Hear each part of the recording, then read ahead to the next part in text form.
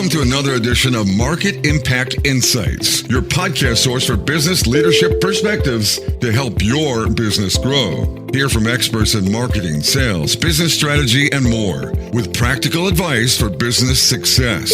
Make sure you won't miss the latest episodes by visiting marketimpactnow.com. Now, here's your host, Dan Albaum.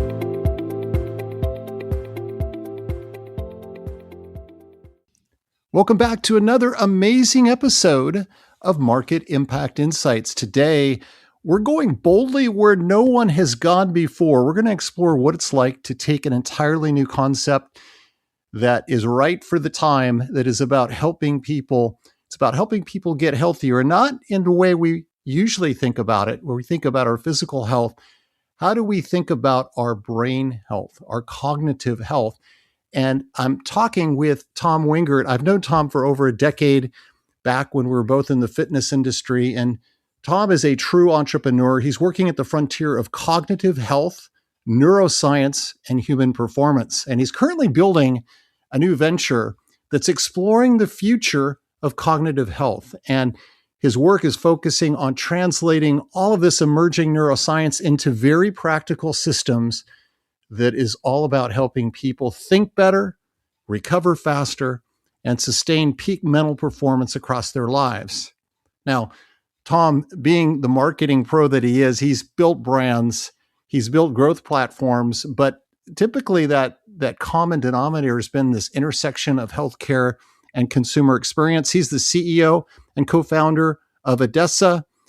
Previously, he was the chief revenue officer at Castle Connolly Private Health Partners in the healthcare space, but also in the fitness space, chief revenue officer at Continuum and VP of marketing at City Fitness. He's also worked for one of the leading retail brands, head of brand and community key cities at Lululemon. He's done a bit of everything. Tom, I can't wait for our conversation. Welcome. Thanks, Dan. And it's nice to hear you say what it is that we're building, because we're 6 months in, a little bit longer than that, and to take a new concept and to now hear how the market is responding to it and people looking at us, beautiful. That was in itself a really heartening moment for me. Yeah. Well, let's talk a little bit about your journey. It's quite an interesting one. And let's go back and what originally sparked your focus on a career that was very centered around health and wellness. Yeah, it's interesting. I would even go back further than that. And a lot of my life has just sort of been by accident. I just ended up in the space at the right moment in my life to, guide my focus one way or another. So, 12-ish years ago, I got sober. I stopped drinking. And with that, it's less the removal of like a substance in a lifestyle and more the lifestyle that you start living into. Mm-hmm. And early on in that process, I'm looking at my career, what I do for work. At the time I was consulting strategy, startup stuff, getting really cool projects and interesting things. But I wanted to focus on something. And, what I was focused on at that point was frankly taking care of myself. And fitness was a very big part of that. And so if I am personally passionate about, a product, a service or something, why not lend, what I do for income, for my career, to that same passion. And I, happened into an opportunity where I was, asked to join the team at City Fitness to help to grow and scale that company in Philadelphia, box gyms, the local, at the time, basically unbranded and without, sales marketing infrastructure. And to lead that process. And I said, great, if I want to dedicate my career to something that is beneficial to me and bringing that to more people, why not do it? And then as my career has developed and I've, continued that work and been successful and tried it on a number of different ways, it's evolved into this general curiosity and interest of mine of how do people spend their time and their money to feel better. And at a time where there's so much interest and activity in the wellness, optimization, longevity space, and the industry is massive, well under over $500 billion in the United States, there's a lot of ways that people are doing that. And there's clearly consumer interest in it. And so I'd look at my experience that started from that very personal level, and then all the things that I've learned and observed as the industry has grown and matured and developed and expanded expanded to the starting point of I care about this, I want to work on it, to now I'm interested in how to guide that behavior in new ways that might be a net positive to a marketplace that's already thriving and robust. Yeah, and as you were talking about that, one thing that jumped into my head is it feels like in a society today with so much noise, a lot of messages coming out in and around how to be healthier, how to feel better, and there's this idea of should we be chasing instant gratification? No, I think actually what we want is long term. Long term, how then? So there's that time continuum piece too, which is it's not just about in the moment; it's about how do you sustain that over time, right? Yeah, that's exactly right. And I think there's, an interesting thing where the longevity of some of these businesses and activities, it's easy to get people to do things one time, but then there's a so what. A lot of interest has come up in the last few years on, biometric analysis and wearables and giving information. That's not inherently a bad thing, but where the model falls apart, not just on a business model perspective, but on a theory of change perspective, is great. We've got all this information that's like shiny. I want to know what my HRV is or my VO2 max or whatever. Mm-hmm. But for the basic civilian human, you could be a top tier professional. You could be somebody that is just generally interested in this. You are not a subject matter expert in the so what of because it requires a certain amount of expertise as we get more advanced in our knowledge base and our ability to assess the opportunities that people have to feel better, to actually know what to do with any of that information. And so the interest that I have is really behavior change. We have the knowledge, we have the tools, we have the ability to personalize all of those different things. But how do we get people to the point where they're spending their time not necessarily like living the lifestyle or the structure of their lives or the behaviors or activities that led them to not feel the way that they could in the first place, and instead move their feet and be in action to experience, all of the benefits that come across, because there is no silver bullet for any of this stuff. Like it's one thing that I've really observed and I'm quite cautious of as I play around in new spaces within, healthcare, wellness, well-being. I want to make sure that we're not just a flashy object, and I don't work on any of those things. That's the new thing that I heard about. I saw a podcast about it, a TikTok about it, whatever else. It's like, no, there is a behavior that I need to shift into versus just the next shiny object. Mm-hmm. And so when you think back on your own personal and career journey, what's some of the biggest learning you've taken from that? And have there been real surprises for you along the way? Well, I mean, yeah. But I imagine you want me to expound upon what some of those might have been. There is a surprising thing that has, maybe it was an instinct early on and has been really reinforced over time, and has become foundational to what I believe about brands and why people buy things. That people don't buy things because of features. People don't buy things because of even what you get by nature of the transaction, the thing that you receive or the service or whatever. You buy because of who you become when you buy it. And why I say that that's surprising is, as marketers, we know that there's an emotional trigger point that, somebody buys, it causes somebody to buy. And that's usually very specific and very discrete. But the underlying cause of that is ultimately because people want state change. I talk about this a lot, where I find consumer behavior to be the modern form of creative expression. Not everybody can draw or paint or whatever. Mm-hmm. And as we go down more specialized career tracks, or, we have kids, we build houses, our lives become less about self-expression and more about participating in a wheel. How we spend our money is ultimately who we become. In a lot of ways. And so the surprise in that is early on when I'm figuring out how to sell stuff or how to build brands and movements, it's you want to be feature rich. What are the differentiators? Mm-hmm. What are the things that make me different than the other people that are selling my thing? And what I've found and has been reinforced over time is that that's largely irrelevant. The best brand work I've ever, had the opportunity to do, all of the stuff that was most successful there frankly had nothing to do with the product that I sold. When I was at City Fitness, when you and I first met, Yeah. 10 plus years ago, I think my most successful campaign was about coffee. My most rewarded campaign was I put art on trash cans. And people wanted to associate with that. And so, the more that I move away from the products that I'm actually selling, and I'm not writing copy or leading, creative development or anything like that, just kind of explaining what my product is, the more success I'm seeing in the market. The importance, I guess, to answer your question, to summarize all of that, emotion and identity are absolutely critical to, what it takes to bring something to market, which maybe isn't surprising. It's not like I had a contrary opinion, but it's certainly something that's become reinforced. So this term, this concept called wellness, it's talked about increasingly, right? There's greater, I think, awareness that yes, we need to be very intentional in order to achieve this level of wellness. Well, how do you define what wellness is, and has that shifted for you at all over the past several years? Yeah. My definition at this point is simple. Wellness is feeling better. I'm careful as a guy who likes to think about, again, how people buy things. I try to avoid becoming a subject matter expert. My subject matter expertise is building brands and building teams and business concepts. But the stuff that I've worked on over the course of my career has been broadly defined as wellness.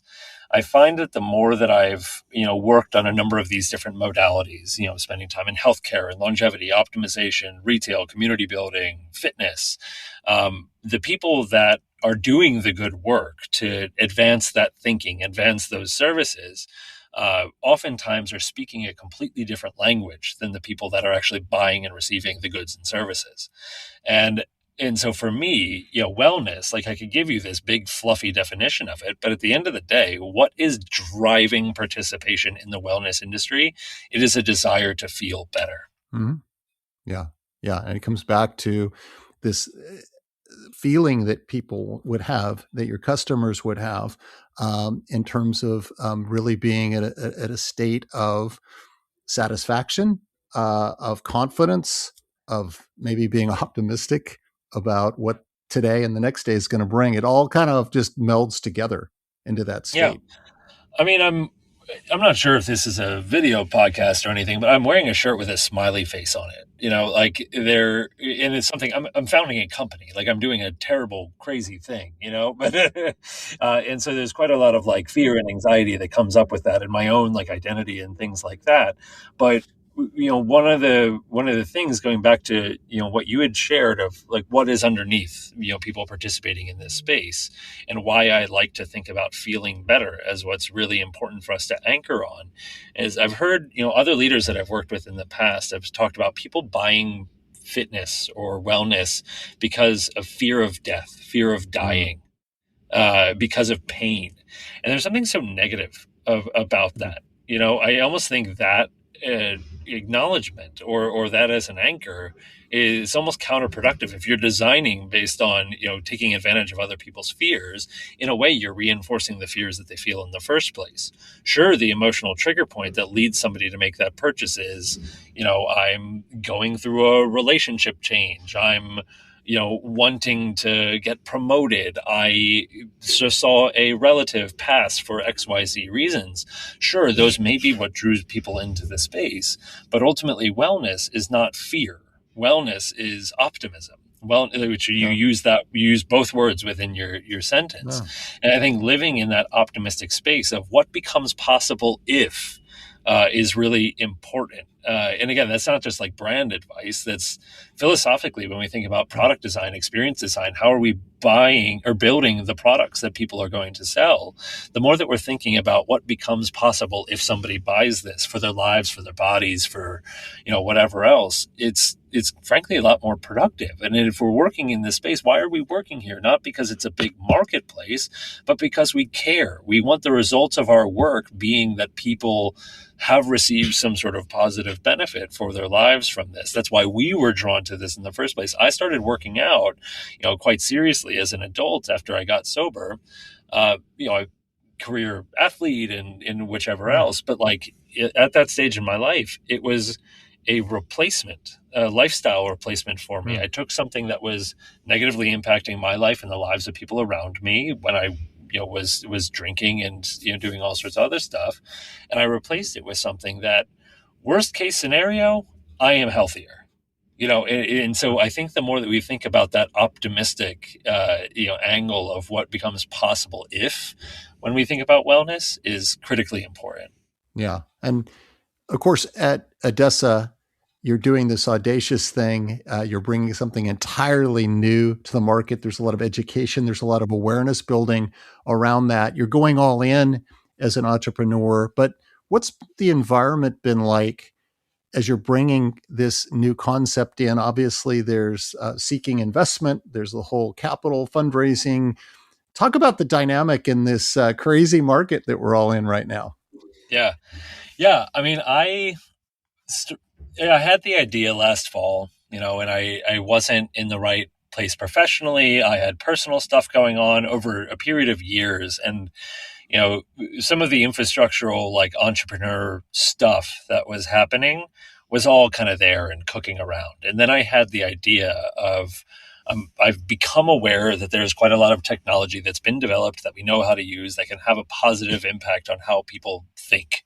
And I'm like, this is missing from how people buy in my category. So let me just move it over there and let me think this through. And as I looked at it more and I started developing, concepts and like how might this business work and the business by spreadsheet stuff, then I'm thinking, okay, cool. I've got a point of view. What do I need now? I need a team. So I'm not a clinical, neuropsychologist. I, wasn't aware of brain science in any sort of meaningful way until middle of last year, middle of 2025. And so can I build this team? And I start having conversations with people of, here's what I'm thinking about.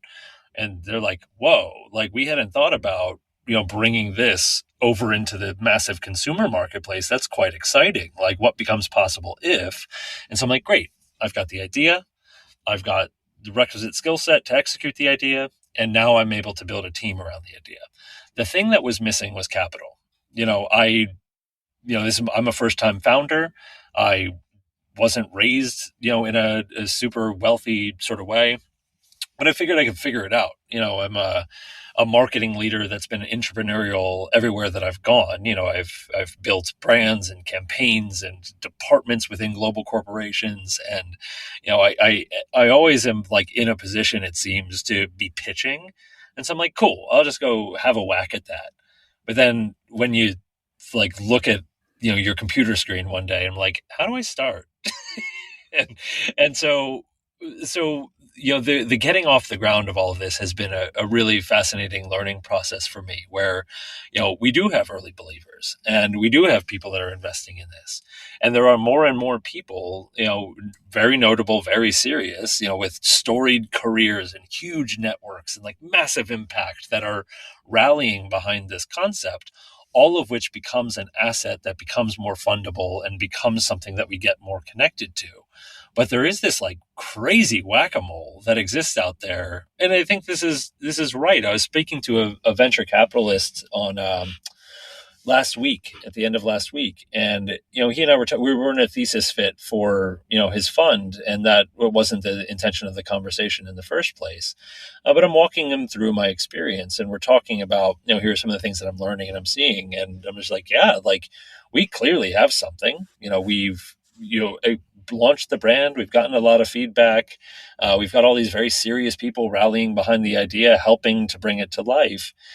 We've got a wait list that is like dramatically oversubscribed from our, coming out party in Miami on June 6th. Like, we've got all these things and we know how to execute it.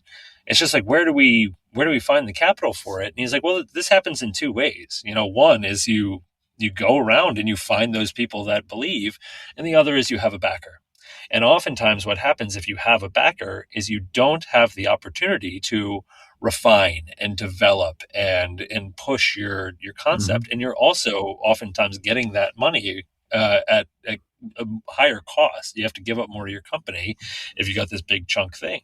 So the valuation longer term and the quality of the business is better typically if you are going at this without those resources already in hand. So the environment is one where unbelievable amount of interest. Like I've had so many conversations with brilliant people that are in a position to fund, and maybe they do, maybe they don't, but it really doesn't matter, because what it's done is pushed myself and the team to think really hard about how do we bring this concept to life. And so yeah, the other part of me is like, cool, it would be great if this was a little bit easier and somebody just walked up to me with a $1 million pork chop around their neck.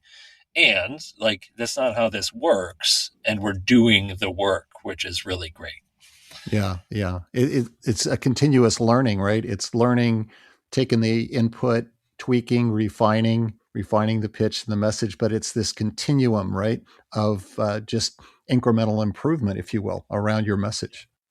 And beyond even the message and the pitch, and I think that this is what's really great, is the business fundamentals. Get down to the unit economics, get down to which vendors are we using and why, like figuring out how to build assessment modeling that hasn't been developed in in a clinical context before, and like do novel science, like all of those things having to happen, develop strategic partnerships with hospitality brands, like well before we've come to market. It's just like, this is a real thing because, in a way, we weren't resourced from a cash perspective to start. So it's all a part of the process. And like as a leader in all of this, you just figure out how to keep building in a structured way and point this in a direction and generate momentum, prove my conviction. And then that's how this then unlocks. Mm-hmm. And something you talk a lot about is neuromodulation. Why is that important? How does it contribute to our brain health? Sure. I mean, I'll say this not as the PhD, scientist or clinician on the team, and so I'll try to speak in common English. But essentially, what we're using is using technology to help shift the state of the brain and the nervous system. So there are ways in which the brain is talking to itself, the nerves are firing, and it's what leads to ultimately the things about how our cognitive state that we might want to shift: brain fog, memory, processing speed, executive function, mood, stress, arousal, like all of these different things. And what we do in neuromodulation is that we're using technology to help shift those things in a desirable direction. How do you achieve the optimal state of mind? So at Adessa, it's a category of non-invasive technologies designed to support cognitive and nervous system function by giving the brain different kinds of sensory and energetic output that can look like sound, light, electromagnetic stimulation. There's a number of other ways in which this is happening, but it's state change that you're using technology to drive in a non-clinical environment. Mm-hmm. And in inviting people to kind of come in and take that journey with you, are there some misperceptions or barriers around how people are thinking about their health and wellness that you have to kind of navigate through and overcome? Oh, time will tell. We're in the middle of go to market. We're going to engage with our first 50 clients essentially in Miami in June. And in that process, like that's where we're going to learn quite a bit about when it comes time to do the thing, where people are going to be having insight-driven assessments using EEGs and ocular scans, and then we're going to model that out and then provide some of these technology-driven modalities to shift mind state. We'll learn through that process, what ultimately any apprehension is, and why I'm really bullish and very strongly convicted in that retail is a critical way to go to market with this versus just like building a widget and sending it to people's houses, which is, oftentimes what ends up happening, is because there is likely going to be some apprehension to using these things. So we want to create environment and experience that has a high degree of like trust and comfort, and it all kind of like makes sense together. We want to control, that in a way. What has been really interesting. I've mentioned before my belief as a marketing guy that I need to speak in common English. Like I need to not, over explain things or like, drown everybody in papers and whatever else there. And I'm not going to make promises I can't fulfill to the marketplace as well, nor from a regulatory perspective can I, like using clinical technology in a non-clinical setting. Like that's not what we're focused on. But what has been very interesting is that for the hundreds of people that have, said, I want to do this, I can be there, and they're beating down our doors to do something. If you were to look at our marketing materials, all we're saying is we're creating an experience to improve cognitive wellness. There's a mystery to it. And so that concept of improving cognitive wellness, while not illustrating too much of the tactical how we're doing it, I think there's an openness to the possibility that there might be something that people don't expect in there. That's very, very exciting. Yeah. Curiosity is always a really powerful motivator, isn't it? When you think of it again about behaviors and what we end up doing. And so you're someone who's really passionate and you're embracing all of what technology can do to help us feel better and get to this better wellness state. How do you see AI coming in and making an impact in the work that you're doing? Yeah, it's a great question. Somebody asked me early on in this process what my AI strategy was. And my answer to that was like, well, I'm building a retail experience that requires people to actually like come do the thing. And so I don't really understand the question. But, to your point, AI is an accelerant, to us. Like, what are we able to do? I'll give you an example. Sure, there's like the business fundamentals. Like we can get in how, AI is being leveraged to scale what we're able to accomplish in the business creation phase and, automate stuff and whatever. Like that's boring to me. It just is. But what we're doing is we are taking complex data sets from what we're able to use existing technology, so EEGs and ocular exams, and model that together and produce a quotient that helps to illustrate to people what their current cognitive state is. Because the state of our minds is not something that we have very good language for. It's necessarily up in our own heads. My experience of a day is different than your experience of a day, or it might be at least. And so we don't really have great language for what might need to be improved, but there's something.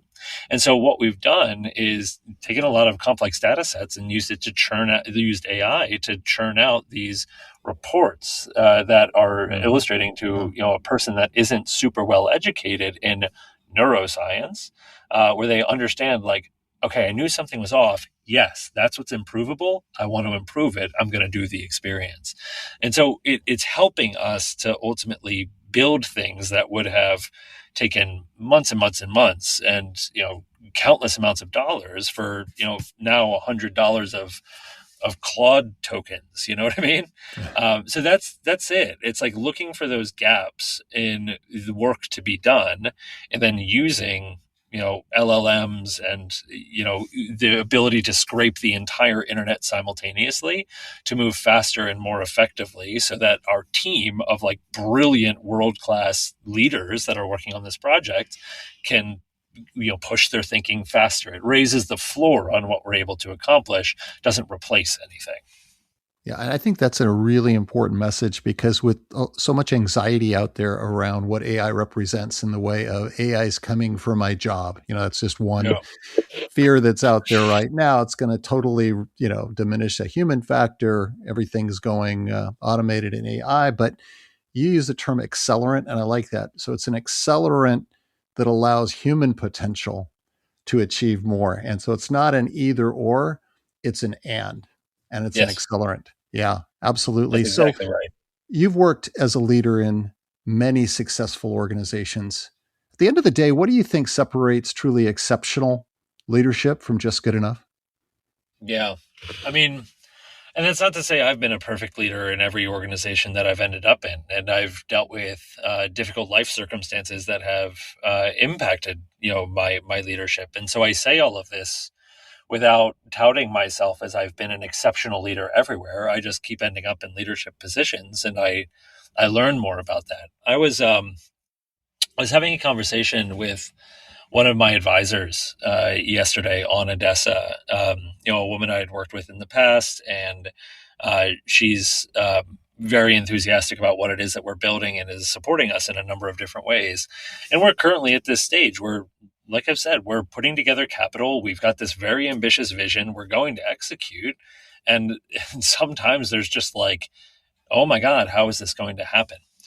And she had asked, how can she support, X? And that she felt bad that she couldn't help in, another way. And what I responded with was like, well, no, like you and your time and your commitment and your conviction and what we're building is what's most valuable and most important, at this stage.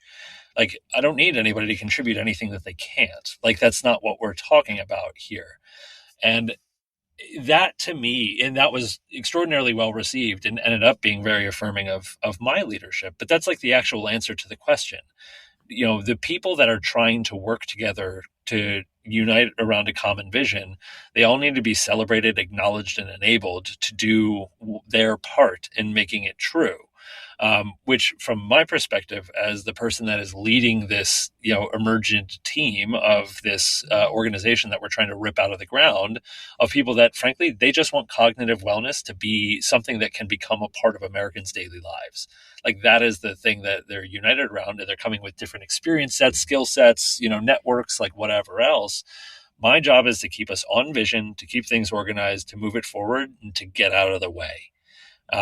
I've always been very comfortable at knowing where my knowledge stops. I know how to say that person is better at that thing than me. How do I give them what they need versus like put myself at the center of all of it? And there are points in my career where that hasn't been, the point. But, what has landed squarely clear for me with 15 years of executive experience is I win when they win, but they need to win first. And like that's what ultimately lifts up the leader. And what I can do to facilitate that is stay on mission, stay on vision, and make sure that everybody has what it is that they need. And ultimately feel my greatest responsibility and stress. Like the things that I worry about are not how I get mine, but how they get theirs. Yeah. I'm writing a word down, Tom, right now, and it's focus. That's what I'm hearing in terms of your perspective on that. Yeah. I'll tell you what, Dan, if you ever want to know what focus looks like, it's work with a team of the most brilliant scientists and clinicians around North America and try to get work done. But again, that goes back to the leadership question of like their industries and their work. It just works in totally different ways. I've been an execution guy for my entire life. Having to find new ways to focus groups of people that all have different lives and triggers and stuff like that. But I am a deeply focused person. I cannot code switch very well. People that know me really well on a personal and professional level, I have to say, okay, nope, I have to respond to this email and then I'll come back to you. I cannot multitask, and I'm very good at leading people towards critical path. What's the best piece of business advice you've ever received? Ooh.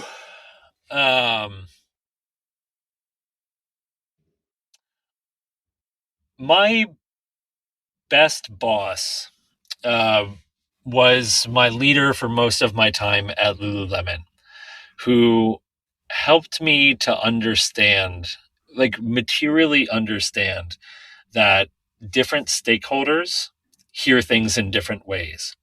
So the importance of communication versus me just pushing my platform, more let's anticipate what a different person wants to hear, absolutely critical. There's a certain amount of like empathy and understanding that comes along with that. And as somebody who, I'm smart, I'm high functioning, I can jam things done, I want to move 1,000,000 miles an hour all the time. I fall into the trap of just like, if everyone would just do things my way, the world would work a whole lot better. That's not how the world actually works. Whether you're pitching for funding or, a decision maker or frankly, even like an employee.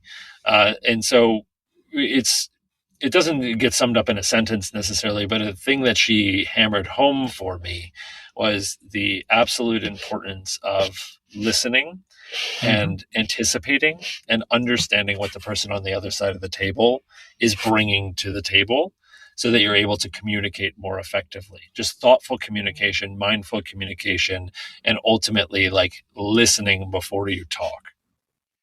We were talking a little bit about optimism and that aspect of the mindset and why that plays a role in getting even healthier and feeling better. But Yeah. let's apply that to looking forward. For you, when you think about the future, Tom, what makes you optimistic?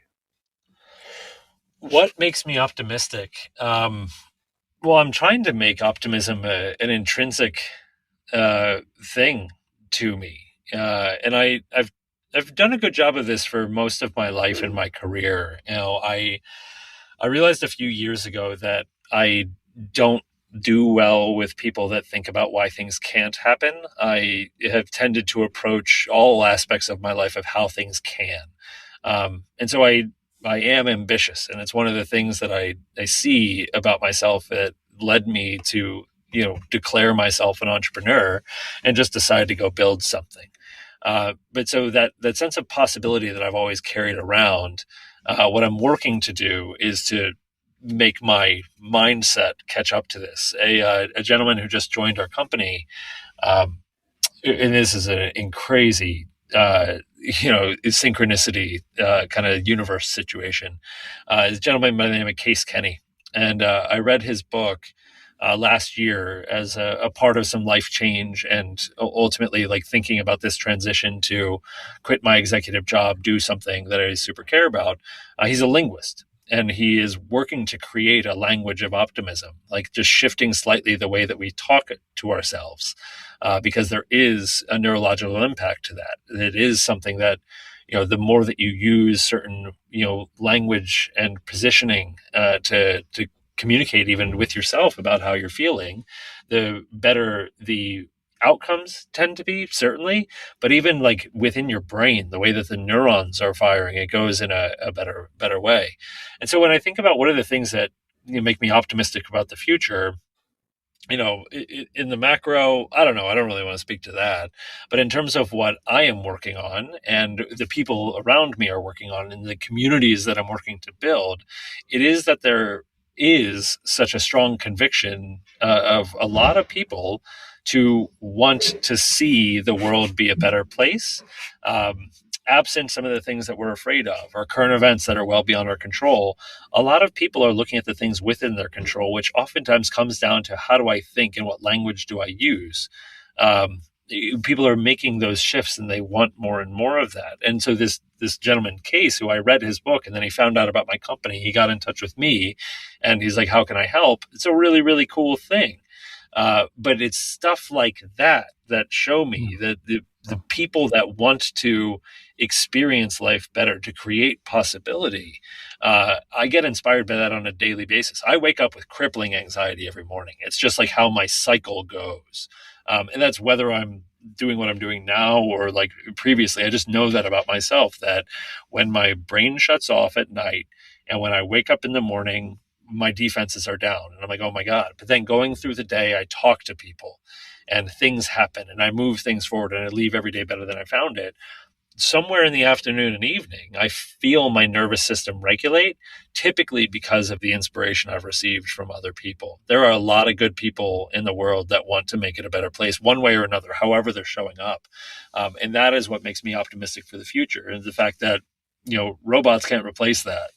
Human beings are unmatched in our ability to relate to each other, lift each other up, and inspire people. And there are humans out there that are in a structured way working to better enable us on that path. Mm-hmm. Well, as we wrap up our conversation, Tom, do you have any other final advice for leaders that are looking to improve their wellness and elevate the performance of their teams? Yeah. I'll start with improve your wellness. What's worked for me is that I've established a set of non-negotiables for me. you are a leader, you have responsibility, and that responsibility is more than folks that are not in a leadership position. And I don't even want to apply that just to business. People that are parents have responsibility. People that are taking care of others have responsibility. We've all got responsibilities to community and society, whatever. But to be responsible for other people is a critically important thing. And you can be an entrepreneur, a manager, it doesn't really matter. That is going to put a huge demand on your time, and you are going to experience stress and pressure in a number of different ways. How I've navigated that is I've set a number of non-negotiables for myself. I wake up in the morning, I drink 2 cups of coffee, and I play video games for an hour. Like that's just part of my thing. It's part of my process. It's how I turn on. I exercise every day, one way or another. I eat, and sometimes you have to do that. You have to Right. say, I'm going to do these things. Mm-hmm. And I talk to other people. And there are people that I, in a non-professional setting that are important for me to, be in touch with. And by doing that, what I've done is I've given myself what I need on a basic level to operate as a human being. I'm fueling myself. I'm generating activity within my body that enables me to, one, take care of myself, like short-term, long-term. Exercise for me is critically important because it helps me feel powerful. It reminds me what my body can do even when my brain is being mean to me. And connecting to other people is, we are social creatures. Best indicator of human longevity in the world is human connection. People that are in relationship with others are the people that are going to lead the longest and most fulfilling lives. So the advice to leaders is set your non-negotiables. Eat, sleep, do something nice for yourself, talk to somebody else. If you can do those things, then you're setting yourself up for better success. Don't go in a box, don't isolate. Sometimes you got to go head down. There's not enough hours in the day. That's the same for all of us. But you must take care of yourself first. I try my best to do it. I'm not going to be the person that says I am world class at structuring my life one way or another.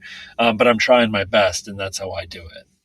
Yeah. And that's a wrap. Tom, thanks again for sharing your journey, getting us to think differently about cognitive health and all of the amazing possibilities that lie ahead. I really enjoyed our conversation. Thank you. I did too, Dan. Thanks for having me. And a reminder, please continue to give the gift of feedback that helps make this podcast even better. You can do that by going out and giving a rating and a review. It's so easy to do on all the major podcast platforms, including Apple Podcast and Spotify. And as always, make sure to visit marketimpactnow.com for the latest in business leadership perspectives. So long until next time.